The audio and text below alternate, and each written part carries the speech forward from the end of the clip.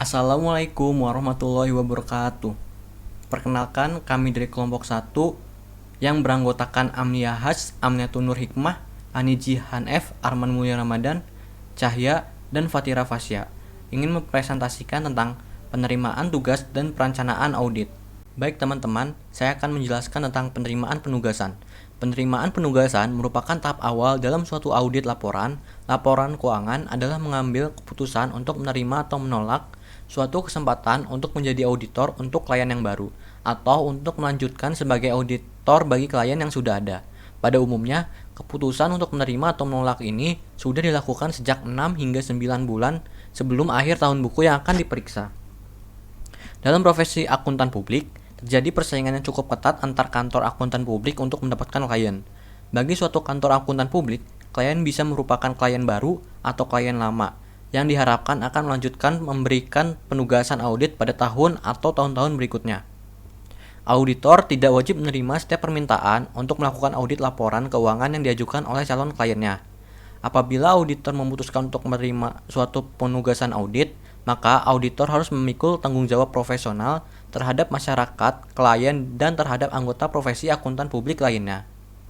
Auditor harus menjaga kelangsungan kepercayaan masyarakat terhadap profesi dengan menjaga independensi, integritas, dan objektivitas. Terhadap anggota lain profesi, auditor bertanggung jawab untuk turut meningkatkan dan menjaga nama baik profesi, sehingga meningkatkan kemampuannya dalam memberi pelayanan kepada masyarakat. Selanjutnya, langkah-langkah penerimaan penugasan audit. Antara lain, yang pertama, mengevaluasi integritas manajemen. Berbagai cara yang dapat ditempuh oleh auditor dalam mengevaluasi integritas manajemen adalah yaitu yang pertama ada melakukan komunikasi dengan auditor pendahulu, yang kedua meminta keterangan kepada pihak ketiga, dan mereview pengalaman auditor di masa lalu dengan klien. Melakukan komunikasi dengan auditor pendahulu bagi klien yang pernah diaudit oleh auditor lain. Pengetahuan tentang manajemen klien yang dimiliki oleh auditor pendahulu merupakan informasi penting bagi auditor pengganti. Sebelum menerima penugasan, auditor pendahulu dengan auditor pengganti mengharuskan auditor pengganti untuk berkomunikasi dengan auditor pendahulu, baik secara lisan maupun tertulis. Meminta keterangan kepada pihak ketiga.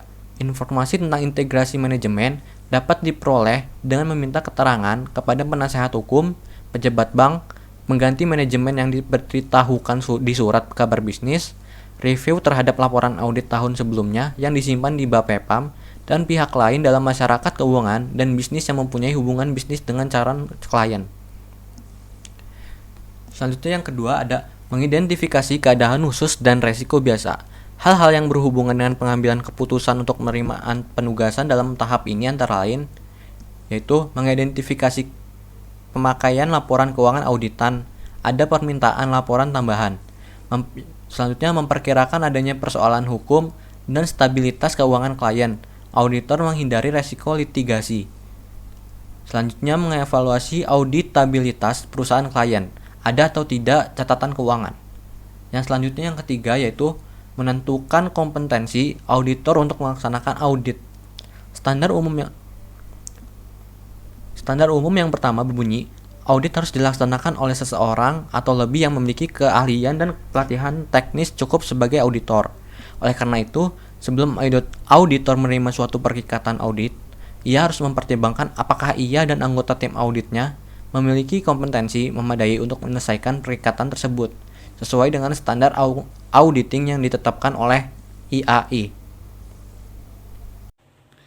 Selanjutnya yang keempat yaitu ada evaluasi terhadap independensi auditor. Aturan etika KP mengatur tentang independensi auditor dan stafnya. Standar umum yang kedua berbunyi sebagai dalam semua hal yang berhubungan dengan perikatan independensi dalam sikap mental harus dipertahankan oleh auditor. Independensi dalam menjalankan tugasnya. Anggota KP harus selalu mempertahankan sikap mental independen di dalam memberikan jasa profesional sebagaimana diatur dalam standar profesional akuntan publik yang ditetapkan oleh Ikatan Akuntansi Indonesia. Sikap mental independen tersebut harus meliputi independen dalam fakta maupun dalam penampilan. Nah, selanjutnya juga ini ada integritas dan objektivitas. Dalam menjalankan tugasnya, anggota KP harus mempertahankan integritas dan objektivitas, harus bebas dari benturan kepentingan, dan tidak boleh membiarkan faktor salah saji material yang diketahuinya atau mengalihkan pertimbangannya kepada pihak lain. Oleh karena itu, sebelum auditor menerima suatu perikatan audit, ia harus memastikan bahwa setiap profesional yang menjadi anggota tim auditnya tidak terlibat atau memiliki kondisi yang menjadikannya independensi tim auditnya diragukan oleh pihak yang mengetahui salah satu dari 8 golongan informasi tersebut. Yang kelima, menentukan kemampuan auditor dalam menggunakan kemahiran profesionalnya dengan cermat dan seksama. Dibagi menjadi 3 bagian. Yang A, penentuan waktu perikatan. Umumnya waktu 6 sampai dengan 9 bulan merupakan jangka waktu yang memadai bagi auditor untuk merencanakan secara seksama pekerjaan audit. Sehingga idealnya waktu perikatan audit sudah diterima oleh auditor 6 sampai dengan 9 bulan sebelum akhir tahun buku klien. Yang B, pertimbangan jadwal pekerjaan lapangan. Biasanya auditor menggolongkan jadwal pelaksanaan pekerjaan lapangan ke dalam 2 kelompok, yaitu pekerjaan interim dan pekerjaan akhir tahun. Yang C, pemanfaatan personil klien. Pemanfaatan personel klien akan berdampak besar terhadap penentuan jumlah staf dan jadwal audit serta biaya audit. Pemanfaatan hasil pekerjaan auditor intern akan berdampak terhadap prosedur untuk memperoleh pemahaman atas pengendalian intern, pengujian pengendalian, dan pengujian substantif.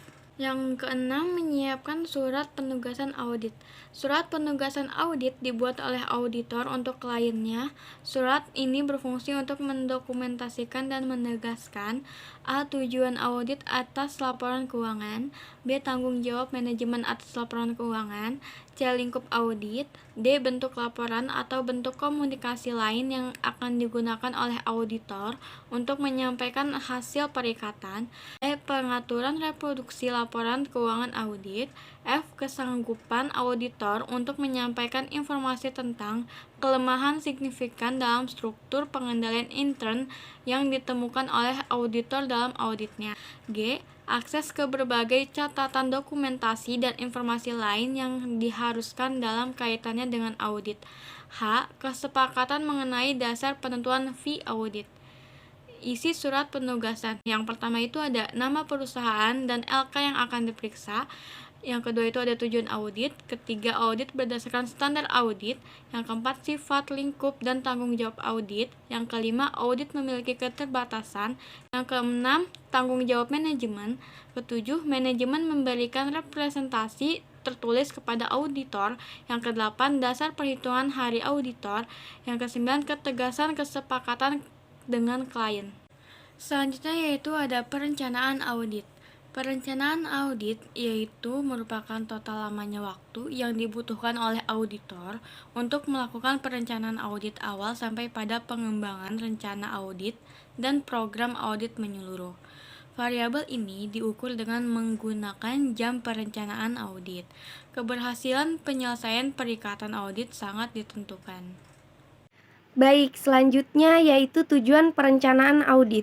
Tujuan yang pertama yaitu memperoleh bukti kompeten atau bukti yang cukup dan tepat yang mencakupi dalam situasinya pada saat itu. Tujuan yang kedua yaitu menekan biaya audit agar biaya yang dikeluarkan lebih efektif dan efisien.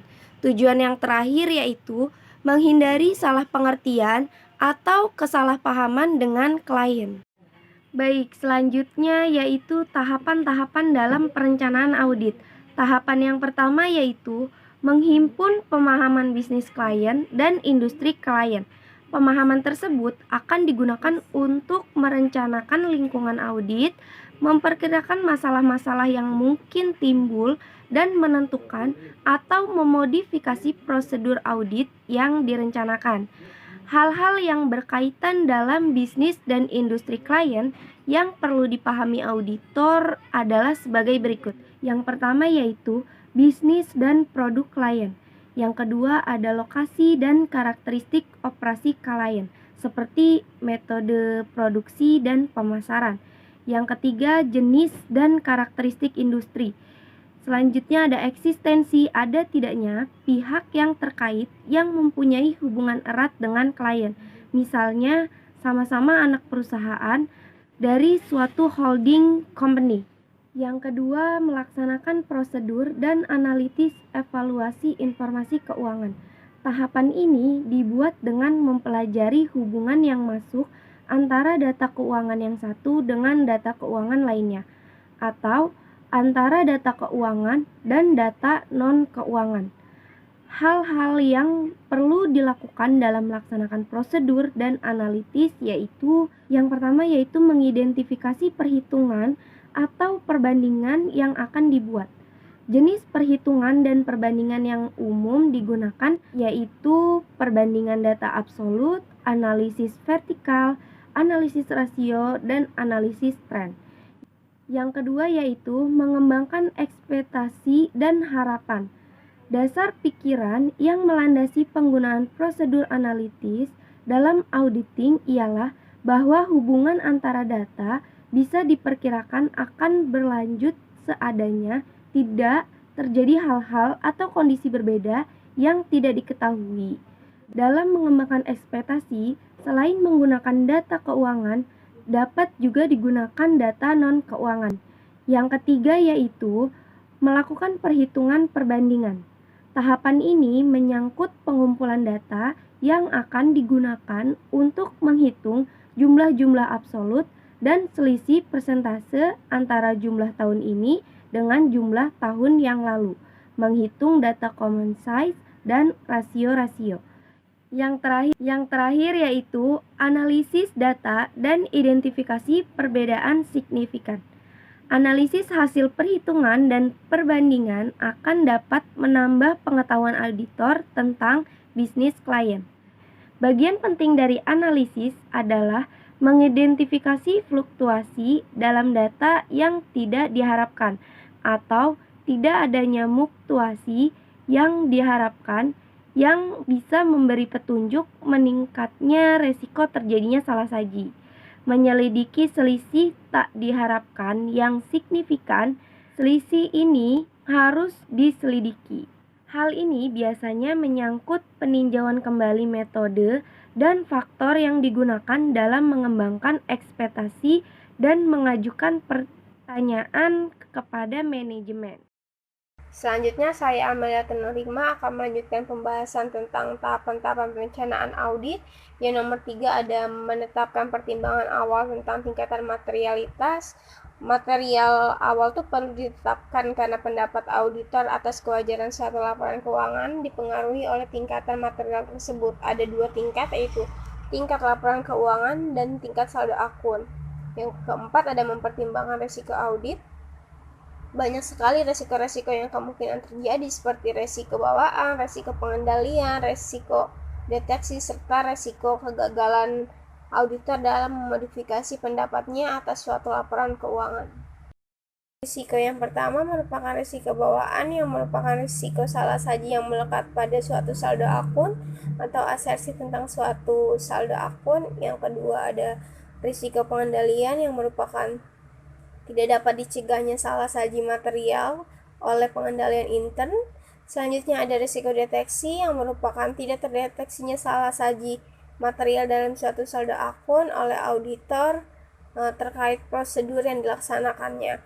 Dan yang terakhir ada suatu kegagalan auditor dalam memodifikasi pendapatnya atas laporan keuangan yang secara material disajikan salah. Yang kelima ada menetapkan strategi audit awal untuk sertifikasi signifikat. Tujuan akhir dari perencanaan dan pelaksanaan audit yang dilakukan auditor adalah untuk menilai apakah laporan keuangan yang disajikan itu secara wajar atau tidak, didukung oleh bukti-bukti tentang asersi yang terkandung dalam laporan keuangan yang disajikan oleh manajemen. Karena keterkaitan tersebut antara bukti audit, materialitas, serta resiko-resiko yang dihadapi oleh auditor, maka auditor dapat memilih strategi dalam perencanaan auditnya. Keenam, ada mendapatkan pemahaman tentang struktur pengendalian intern klien, penyajian laporan keuangan secara wajar sesuai prinsip akuntansi yang ada di Indonesia itu mewajibkan klien untuk melaksanakan peraturan pemerintah dan perjanjian-perjanjian legal yang ada.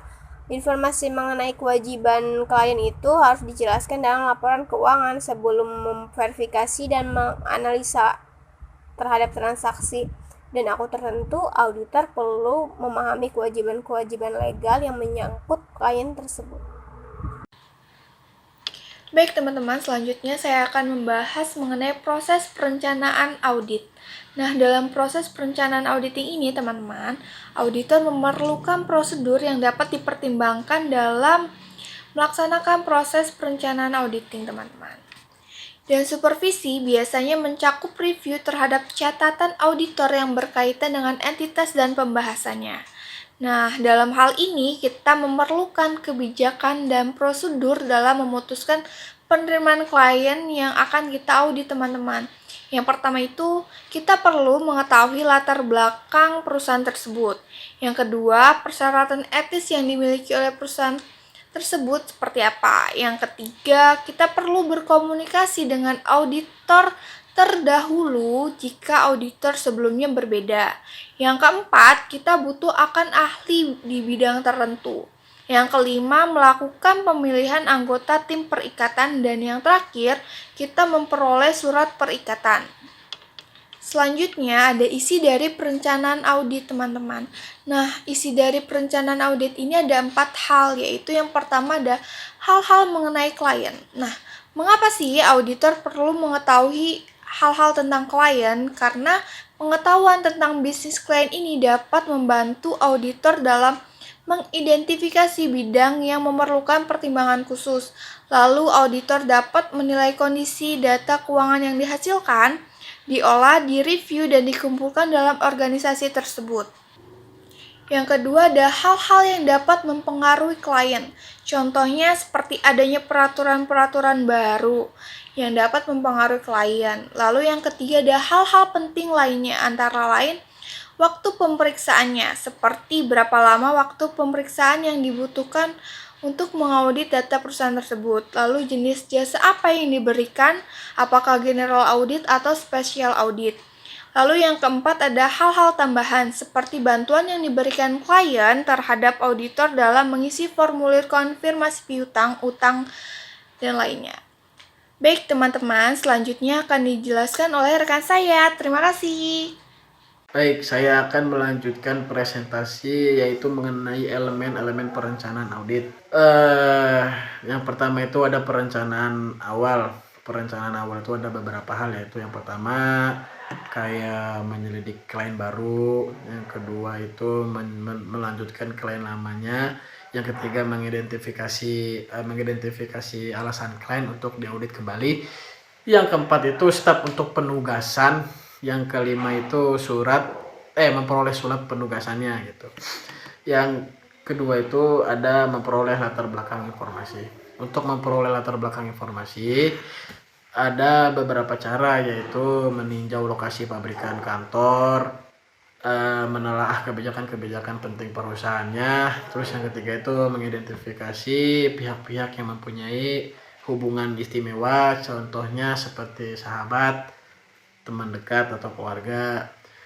Terus yang terakhir ada mengevaluasi kebutuhan akan spesialis dari luar. Yang ketiga itu ada memperoleh inovasi tentang